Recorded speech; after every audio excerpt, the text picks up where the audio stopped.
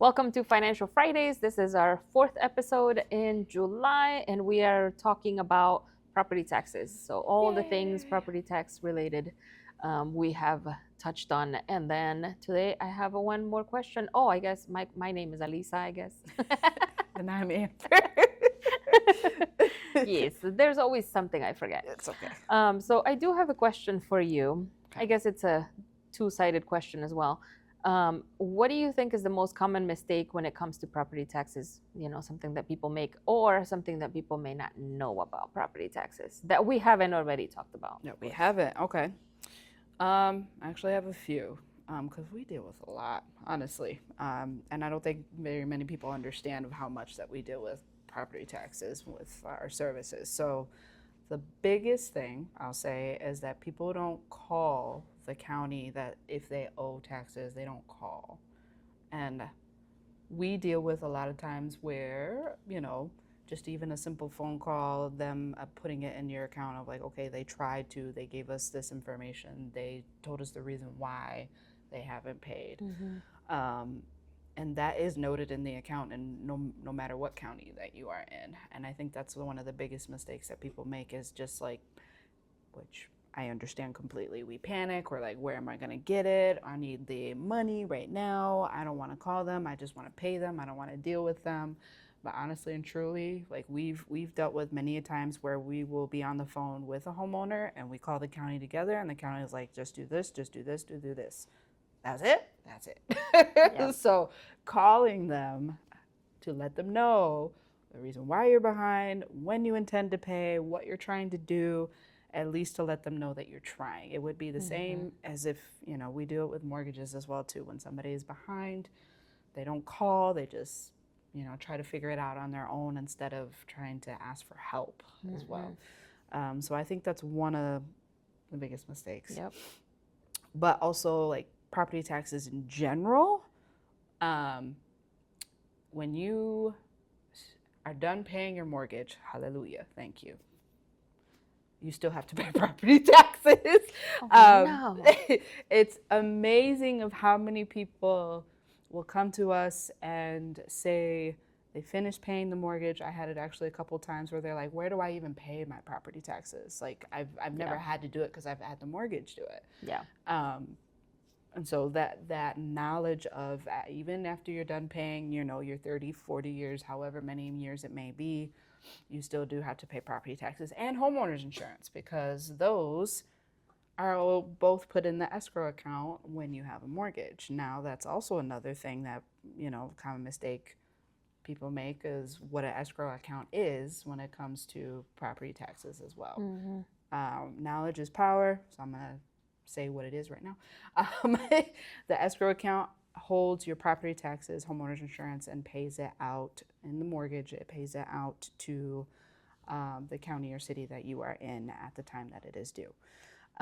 So a lot of times people don't understand like why the escrow went up, why it went down. We talked about in the first episode of why property taxes can go up and down. Most of the time, if you have a mortgage, this is where it's going to go and fluctuate up and down. And you will see it in your mortgage payment if it is not anticipated, or for a year or so out, if you're short, whatever, they will try to add it to your mortgage payment in order to make up that difference. So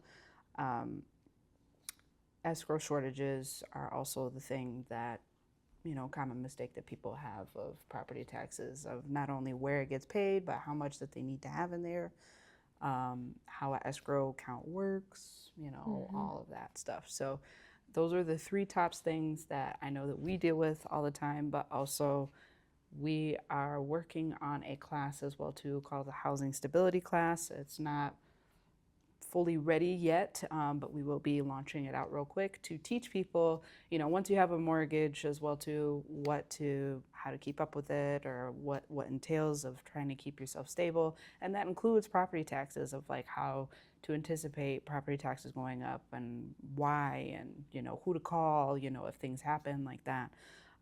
So I'm hoping that with that class, we'll be able to bring knowledge to people. And then also, that's why you guys are watching this here, to bring knowledge to property taxes. But even though property taxes is a I won't say boring, but a weird subject.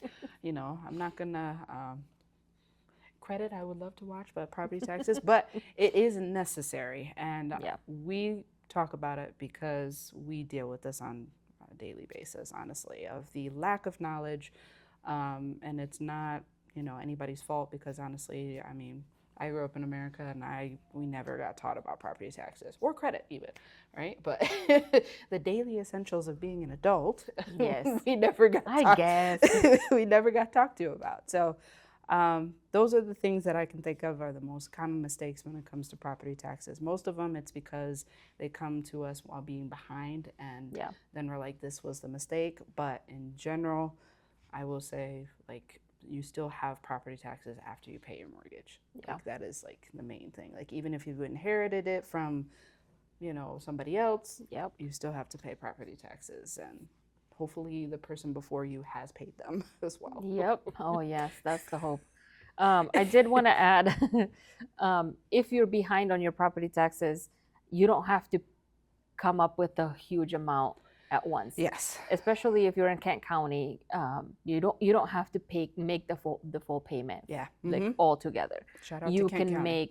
you can make payments. They won't necessarily work out a payment plan with you. I don't know of any county that does that because it's a lot of work to create a payment plan for somebody. Yeah. You have to do it yourself, but you can just make payments whenever. And I'm sure your city, your township will also take payments whenever.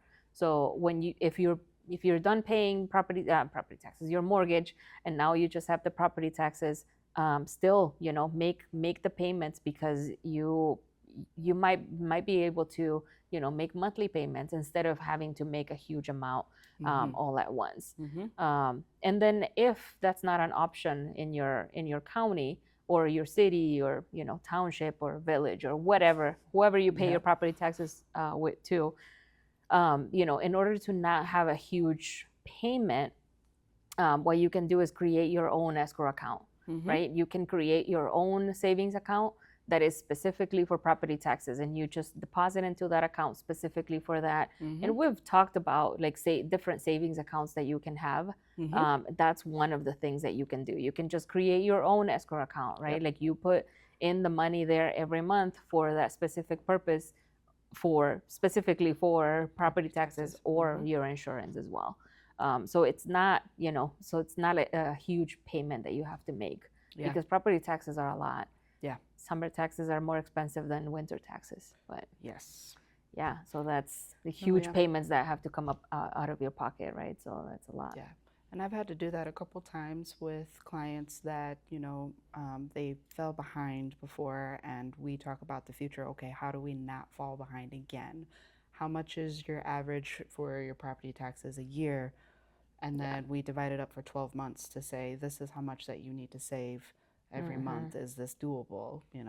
All that. So, and hopes that it doesn't happen again. So, yeah. And then we also have a property taxes workshop coming up Thursday, August 13th at 6 p.m. And we're going to be talking about property taxes, how they work, situations that might get you in trouble. How do you fix that? And we'll have examples of bills and things like that you can look at and learn a little bit more. We'll teach you how to look up your property taxes, all that kind of stuff. So, you can register by emailing us at fs@homerepairservices.org, or you can just give us a call and we'll put you on the list. So next month, we are actually going to be taking a break from Financial Fridays. We will be out in the community quite a bit. We do have a couple events lined up, so you'll be seeing videos on where we're going to be. But we hope that, we need we need a break in some sort of way. But August is usually the busy season for us to be out in the community. So. But you will see where we're going to be, so look out for those. And we will see you back in September, where we will be talking about mortgages, and we will be having a guest speaker with us in September. So, yes. but thank you.